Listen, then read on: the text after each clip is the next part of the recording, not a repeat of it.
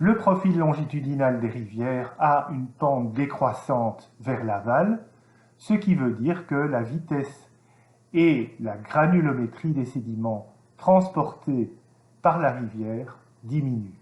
Vous voyez deux images à gauche, c'est l'amont d'une rivière, c'est un torrent qui descend du mont Rainier aux États-Unis. Vous voyez que la granulométrie est particulièrement forte. Et à droite, c'est la Moldo à Prague, une rivière tranquille qui n'a plus beaucoup d'énergie et qui transporte uniquement des sédiments relativement fins. Alors le creusement des vallées ne se fait pas de manière aléatoire. Le profil longitudinal des cours d'eau est assez remarquable et régulier. En fait, ça forme une courbe asymptotique au niveau de base. Qu'est-ce que c'est que le niveau de base? C'est soit l'embouchure de la rivière vers une rivière plus grande, soit c'est la mer pour les fleuves. Alors à partir de ce niveau de base se fait une érosion et le profil originel va s'équilibrer. Par creusement là où la pente originelle est trop forte, si la pente est trop forte, le cours d'eau va circuler rapidement et va avoir l'occasion d'éroder, il aura beaucoup d'énergie. Et si la pente est trop faible, le cours d'eau va circuler lentement et va avoir tendance à remblayer, c'est-à-dire à déposer des sédiments qui n'a plus la possibilité de transporter parce qu'il possède peu d'énergie. Et au fur et à mesure, au cours du temps, par remblaiement et creusement, le profil d'équilibre va se réaliser. Alors, un profil d'équilibre correspond à un certain niveau de base. C'est-à-dire que si le niveau de base descend, imaginons une chute du niveau marin, un nouveau profil d'équilibre doit s'établir. Si le niveau de base remonte, imaginons une montée du niveau marin, comme ce qui s'est passé après la fin de la dernière glaciation, le niveau de base va remonter et un nouveau profil d'équilibre va s'établir principalement par remblaiement. En dessous, vous voyez, par comparaison, un profil longitudinal d'une vallée glaciaire et vous pouvez constater que ce profil est absolument aléatoire, il n'a aucune régularité, il peut même être caractérisé par des contrepentes.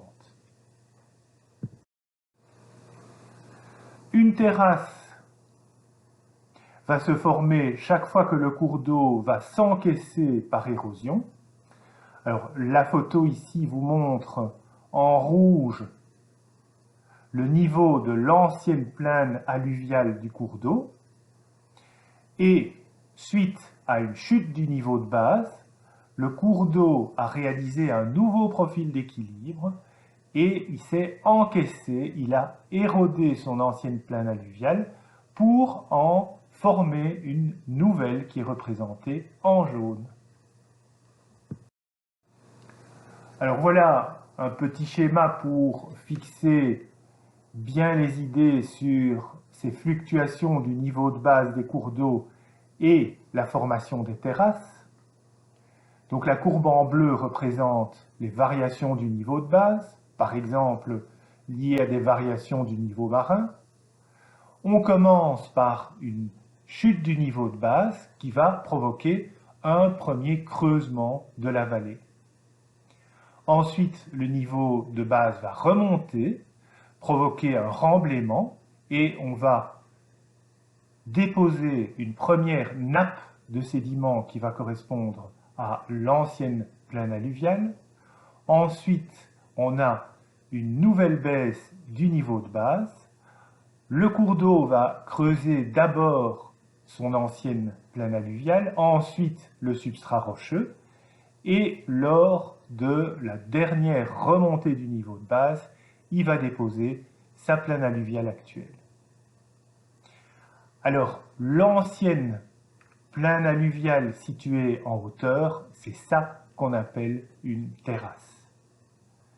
La photo du bas, c'est un exemple tout à fait extraordinaire. Ce sont des terrasses multiples au Népal. Vous voyez qu'elles sont numérotées depuis T1 jusqu'à T4. La terrasse la plus élevée, c'est évident, d'après le schéma, étant toujours la plus ancienne. C'est un petit peu une contradiction. C'est en fait la seule contradiction par rapport au principe de superposition qu'on a vu au début du cours proposé par Sténon qui dit que la couche la plus élevée est toujours la plus récente, donc ce n'est pas vrai pour les terrasses.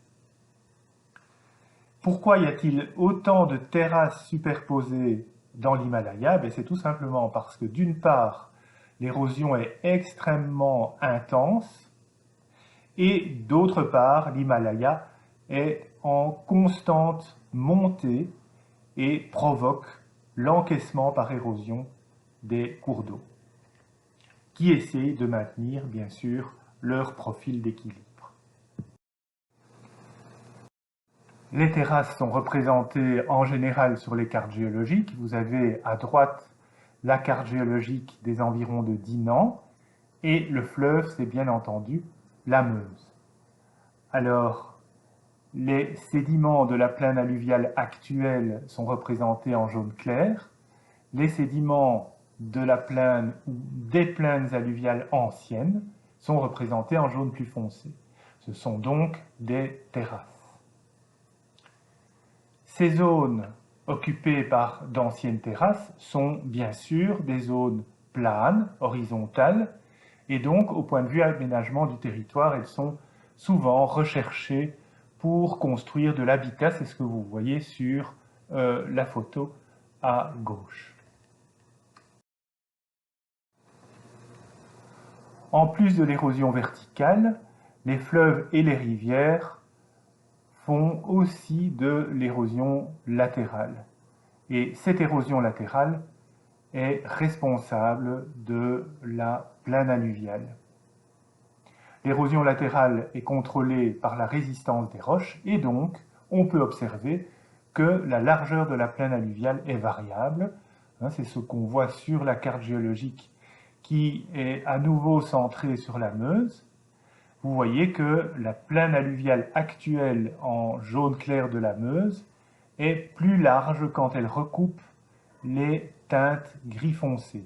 En fait, ces teintes gris foncé représentent des schistes qui sont plus tendres que les autres roches représentées en bleu et en orange. Le mécanisme d'érosion de la plaine alluviale, c'est le développement des méandres. Alors pour fixer les idées, voilà un exemple de plaine alluviale. On peut aussi parler de l'I majeur d'une rivière pour la plaine alluviale, et on parlera de l'I mineur pour le chenal dans lequel la rivière s'écoule en temps normal. Alors on parle de l'I majeur tout simplement parce que lors des crues, les rivières et les fleuves peuvent occuper l'ensemble de leur plaine alluviale. C'est ce que vous voyez ici. Quelques mots sur les méandres. Les méandres se déplacent par érosion sur la rive concave. Pourquoi? Eh bien tout simplement parce que la vitesse du courant y est la plus forte. Et dépôt sur la rive convexe. C'est la même raison. C'est parce que sur la rive convexe, la vitesse du courant est la plus faible.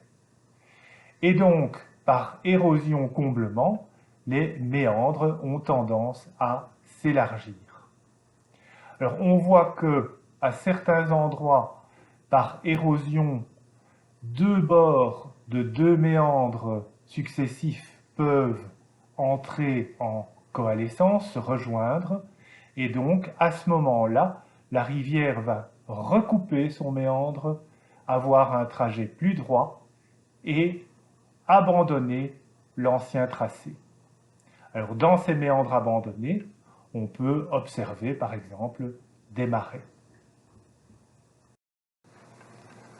Alors voilà une image Google Earth qui résume un petit peu les méandres.